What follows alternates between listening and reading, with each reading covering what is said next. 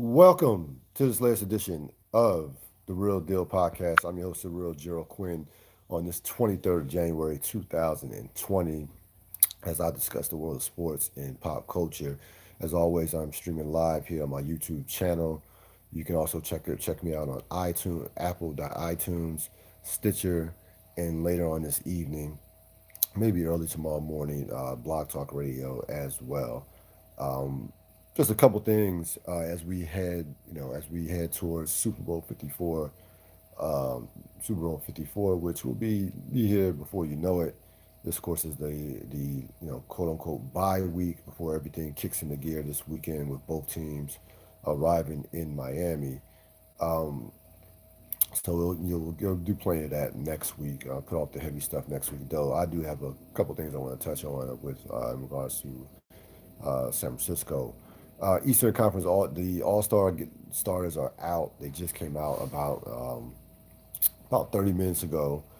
No major. Obviously, the Western Conference was the five locks: LeBron, Anthony Davis, uh, Kawhi Leonard, Harden, and Luka. Those are virtual locks. It would have been a major story had any of those players not been voted in as starters. Eastern Conference, not so much. I think I expected expected the Greek Freak, Embiid, and also Kemba Siakam. I kind of expected those guys, and even Kemba Walker.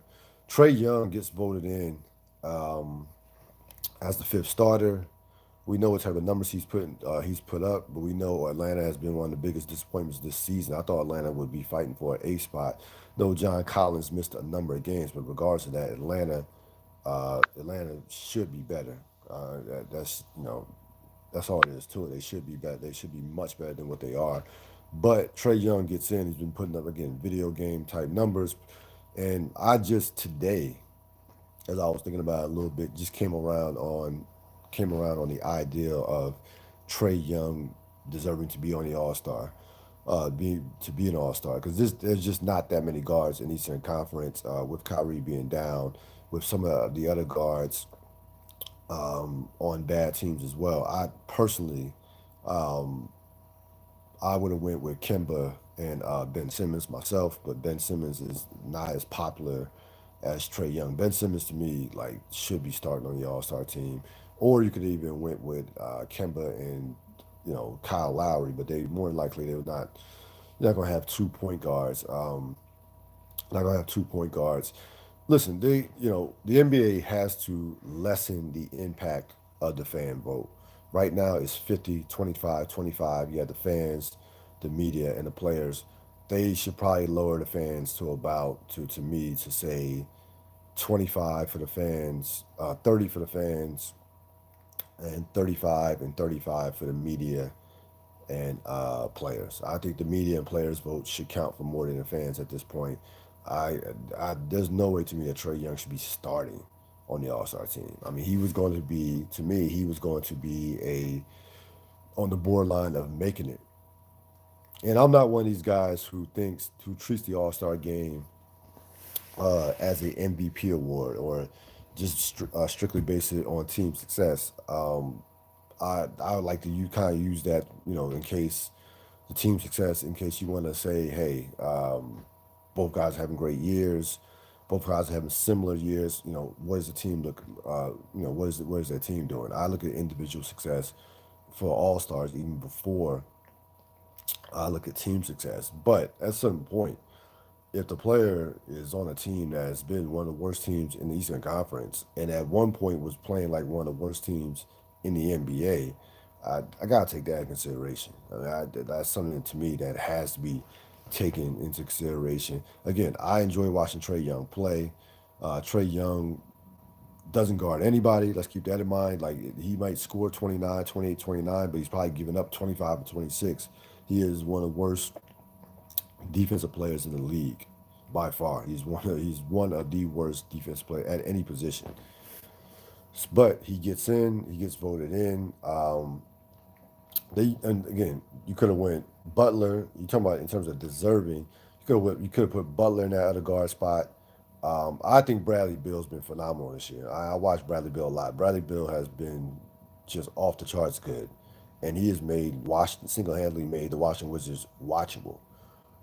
Like they wouldn't Wizards wouldn't win 5 games without Bradley Bill.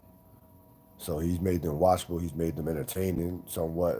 Somewhat, they've been somewhat competitive, even though their record's not good. And Bradley Bill right now at this stage in his career is a flat out better player than Trey Young. So I would you could have went with Bradley Bill in that other guard spot. Certainly, even Kyle Lowry, even though he's a point guard, Lowry always tremendous defensively and has been a perennial All Star on a Toronto team that's going to contend for the Eastern Conference. So you had that going on. Of course, last night you had the debut of Zion Williamson in the regular season, and through the first 3 quarters, it was kind of ho hum. You know, he was not going through the motions. I shouldn't say that, but he was kind of like feeling his way through the game. Wasn't forcing anything. Had a couple turnovers. You felt like he wasn't, trying to get a second win. But fourth quarter, he showed you why he not only was the number 1 pick, but he showed you why that this guy, if he stays healthy, will be a generational talent, a generational player, without question, and will be a top player in this league. Had a 3-minute outburst, 3 to 4 minute outburst where he scored 17 points. He's the first player in NBA history to have over 20 points and 7 rebounds in under 20 minutes. He only played 18 minutes, had the crowd going berserk, even forced Gentry's hand in terms of leaving him in longer in the fourth quarter. He was phenomenal. And again, he is a special player because he does not need to dominate the ball to be effective. He can play off the ball. He can play without the ball. He's unselfish. He's going to be somebody that hustles, does the little things as well. His high basketball IQ. This guy is going to be a transcendent player if he stays healthy. Now he's heavy. Saying 285 pounds, he probably look closer to about 310, 315. And for those of you out there, I'm not fat shaming. He's a big dude. He's a big guy. There's no way he's 285 pounds. There's no way. And that's the scary part. He's not. This is not even in shape Zion right now in terms of basketball shape. He's not in basketball shape right now, like top NBA peak NBA basketball shape. Again, he is absolutely must see TV every time the team plays. Be looking forward to watching him. I'll be trying to watch every New Orleans Pelicans game because he's a different level athlete. I mean, he is a absolute different level athlete, knows how to use his body. And again, he was very patient last night. He didn't really force much. He had a couple turnovers that were due to Russ, that were due to kind of, trying to fit in, not trying to do too much, not forcing. His turnovers were off, ball handling and a couple passing. It wasn't, it was not wasn't forcing shots at all. But again, that 3-minute outburst that he had in the fourth quarter, you saw that about 30 different times in his one season at Duke, where he kind of would be just feeling his way through the game, and next thing you know, he goes for like 15 points in 3 minutes or 10 points in 2 minutes. And it's like he's like, oh, didn't he just have 5 points? Oh, damn! Now he has 21 points. That's how fast it happened. I was on my way home last night, and I'm watching the game on my phone on my way, watching the game on my phone on the ESPN app, and I didn't mean to get that plug, but we know the game was on ESPN. And after 3 quarters, I'm like, okay, maybe they're gonna treat him with kid gloves and not play him a lot in the fourth quarter. I get home, catch like the last 5 minutes of the game. They say, well, Zion has 22 points. Like what? Like what the hell happened? Luckily I DVR'd the game and I went back and rewinded and just couldn't believe what I was watching from the standpoint of how fast it happened, and knocking down the 3-point shots. And clearly that's the one thing that he has been doing, because his shot looked pure. There's no question that he's been working on his outside shot, and he again that is something Again, I'm not trying to make the comparison, but people are automatically going to make the comparison. Some LeBron James, he already has a better jump shot than LeBron James had coming into the league already at age, wherever he's at age 19 already. So again, it's just a matter of him staying healthy. I think that team, I like that team a lot. They have a lot of young talent. Brandon Ingram probably will make the All Star team this year. He's had an All Star caliber year. Alonzo Ball has improved. They still have Jason Hart. They have Drew Holiday. They have a lot of young pieces where they just stay together, wait out some of these older teams, or wait out some of these teams. Wait out the Lakers, wait out Golden States, wait out those teams. They will be right there amongst the title contenders. David Griffin knows what he's doing.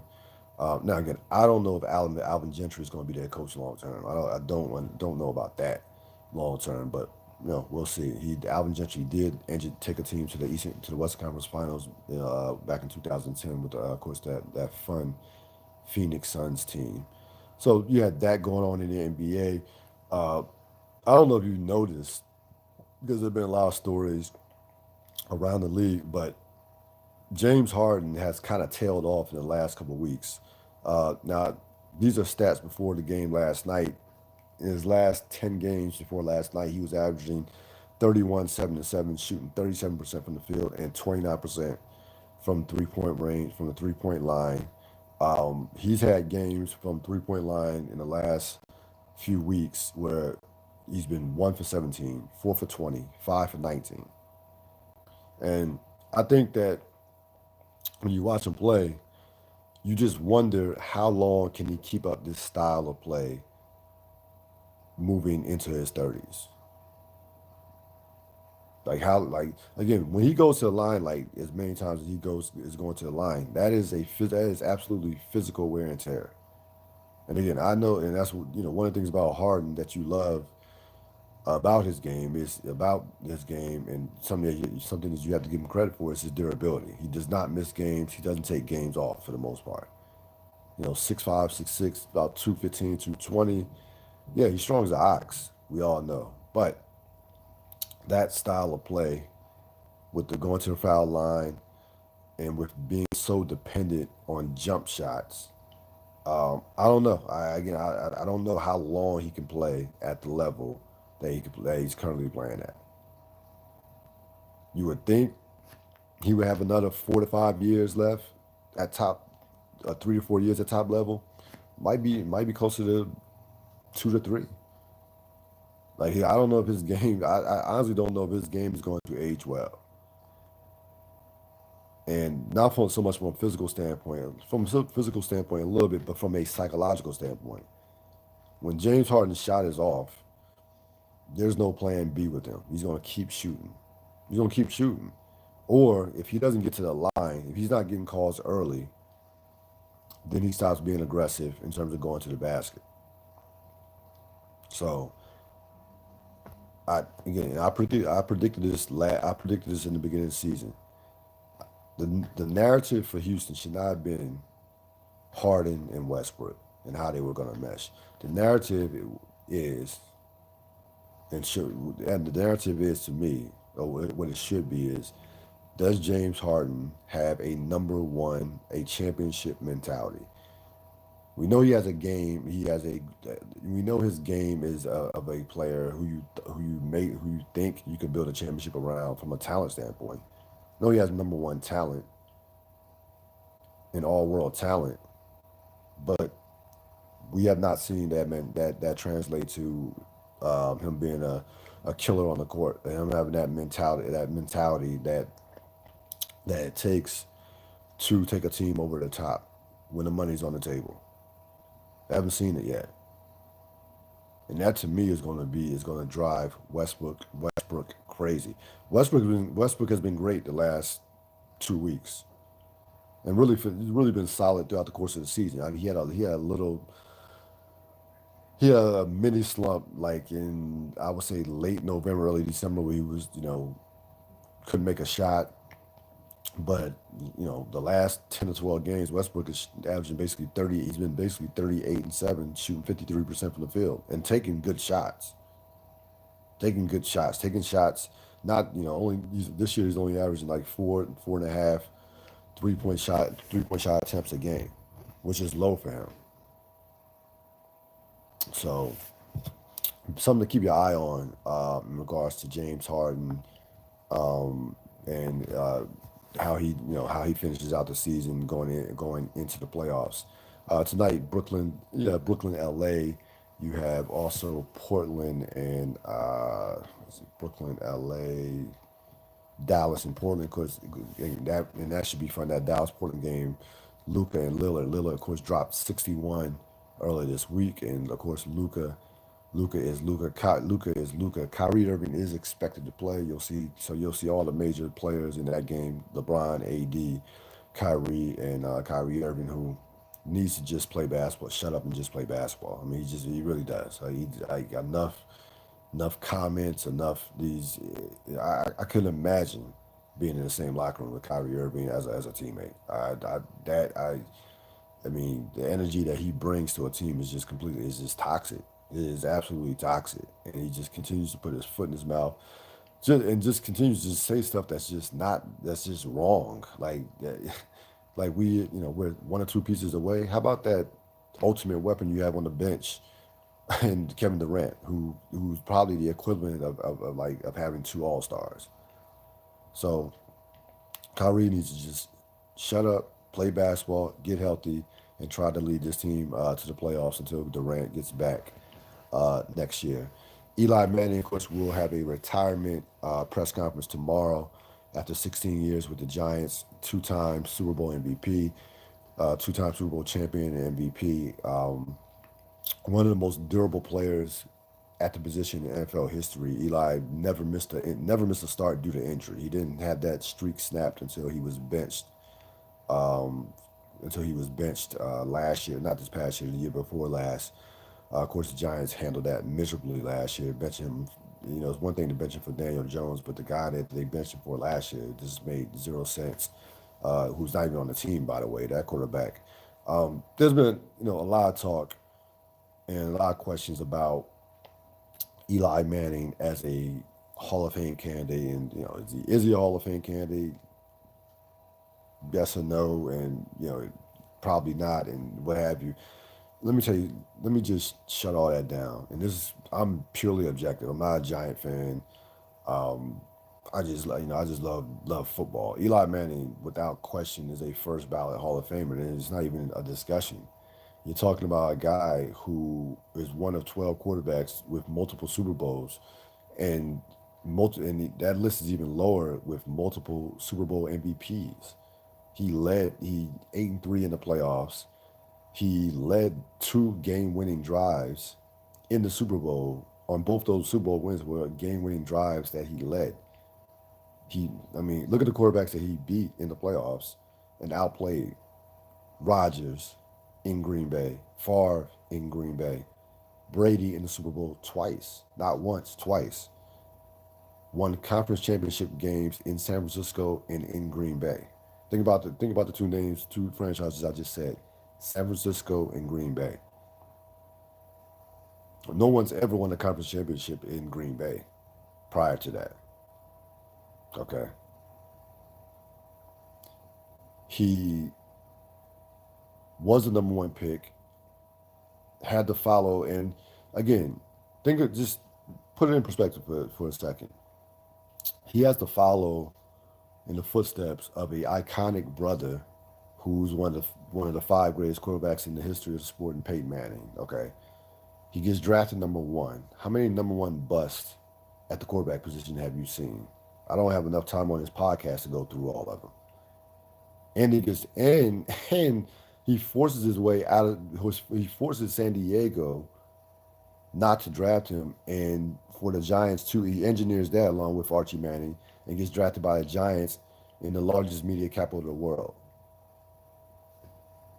and had nothing but success. And you want to, what is your argument against Eli? Well, he had a 500 record as a quarterback. The last 5 years of Eli Manning's career, the organization was one of the most poorly run franchises in the NFL by far. One of the at like on on par with Cleveland and even Washington. Right, like maybe they were the third worst behind those two. But the Giants in the last 5 years have been atrocious as far as drafting and allowing Odell Beckham to basically run roughshod and poison that locker room. Bad coaching selections, bad just that have not had a clue what they're doing in the last 5 years. So yes, his win loss record that would jack up his win loss record.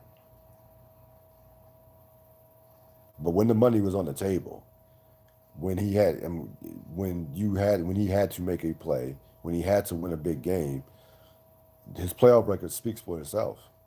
It absolutely speaks for itself. And you hear people say, well, outside the two Super Bowl runs, there is no outside the two Super Bowl runs. He is a two-time Super Bowl winning quarterback, two-time Super Bowl MVP quarterback. There's no outside that. You can't put that aside.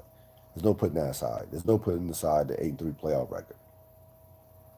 Now, Eli Manning, an all-time great? No, not all. I mean, there are levels to this. There are levels to Hall of Famers. There are certain Hall of Famers that are heads and shoulders above other Hall of Famers.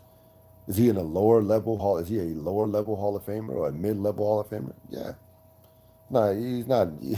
We know he's not Joe Montana. We know he's not Brett Favre. We know he's not, you know, Steve Young. He's not on that level. He's not as good as Aaron Rodgers. I don't even think he's as good as Ben Roethlisberger, to be honest with you. But all those guys I just mentioned are clear cut Hall of Famers, and Eli Manning is also a clear cut Hall of Famer, and he absolutely will be in the Hall of Fame. He will be a first ballot Hall of Famer without question.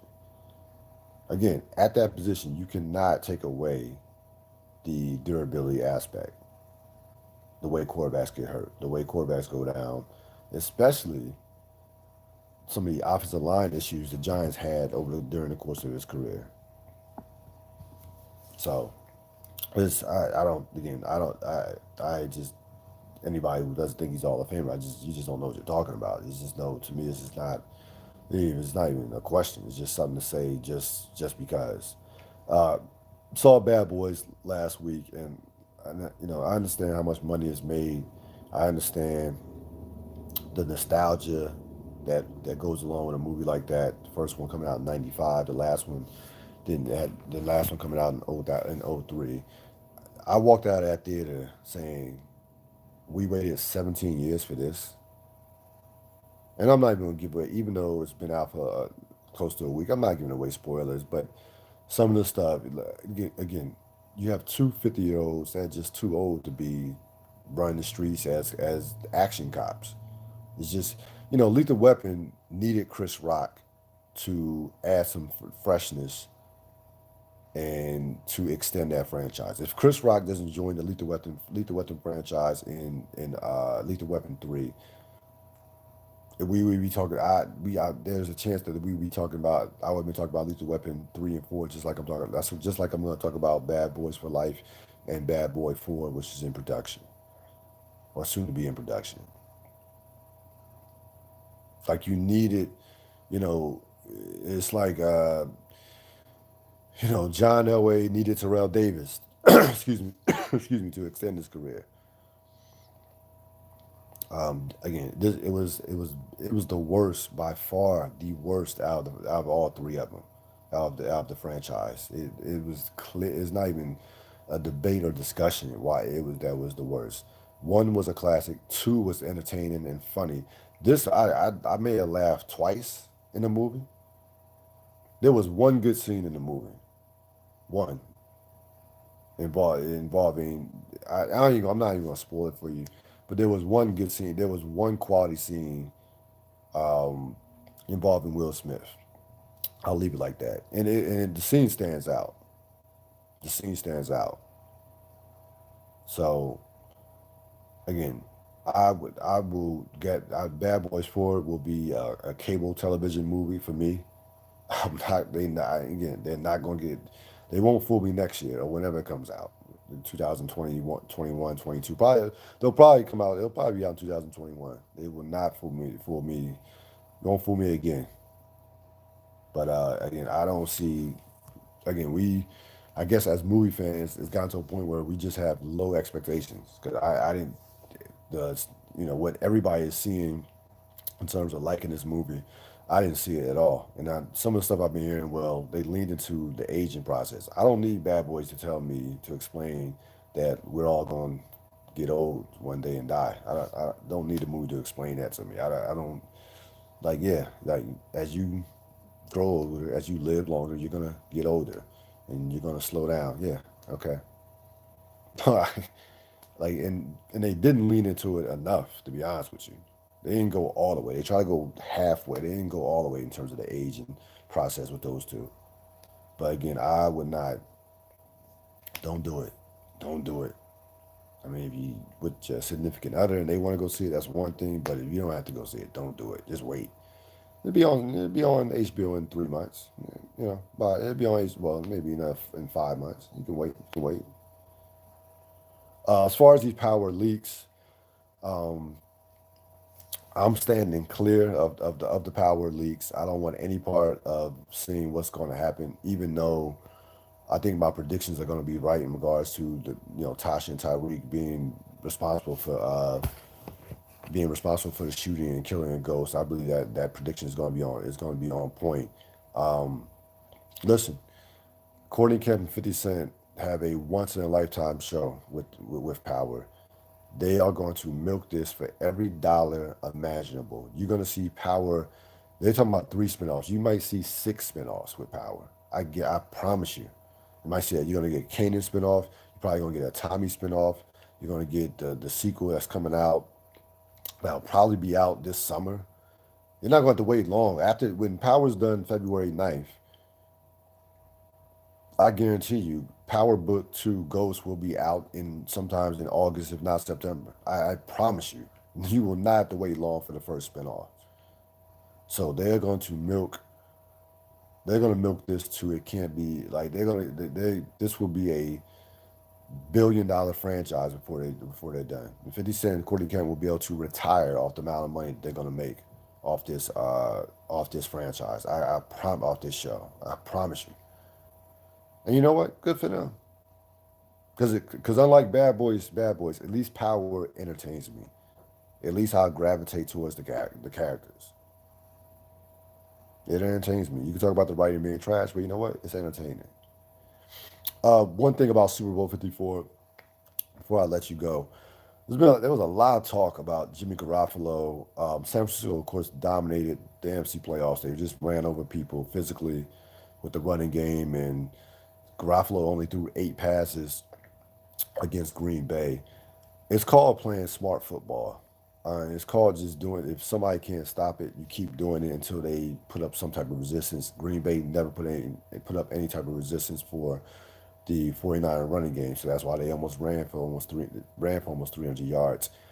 The idea that they don't trust Garofalo, that they're trying to limit his impact on the game is the most ridiculous thing that I've heard this year in regards to a quarterback. Garofalo, since he's gotten to San Francisco, is 19-5. Okay, you know what San Francisco's record, Kyle Shanahan's record without Garofalo is 4-21. The year Garofalo was traded to San Francisco, they were like, I believe they were 1-10. They were 1-10 before he made that trade. They finished the season 5-0. Last year, after he tore his knee up, they started out 1-2. They finished the season 3-11. Okay, you get a pattern in here. It's not a coincidence. Not a coincidence at all. He's 21-5 as a starter. 21-5, and that is not a short, small sample. That's not like 3-0, 5-0, 4-0. That 26 games is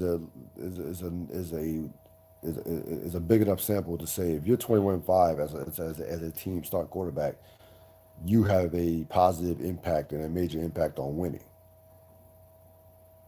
So, he's not a game manager. I mean, like enough with that. Like, please, like this guy is a legit. I feel top 10 quarterback. Not 10. There are not 10 better quarterbacks than Jimmy Garoppolo right now. That or who you would take in the next 3 or 5 years. Yeah. So again, and then we'll talk. I'll talk more about the Super Bowl, and we'll talk to some people in terms of what their thoughts on the Super Bowl. I don't want to get too heavy into it because we have plenty of time for that. But I heard a lot of that this weekend, or after, especially after the game. Kyle Shanahan is this, and I like Kyle Shanahan. Kyle Shanahan's been true.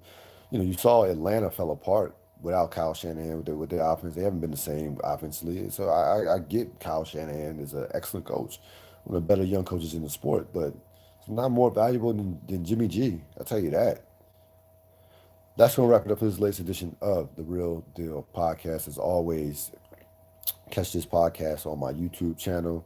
I'll be putting out clips on Instagram, so stay tuned for that. I'm out.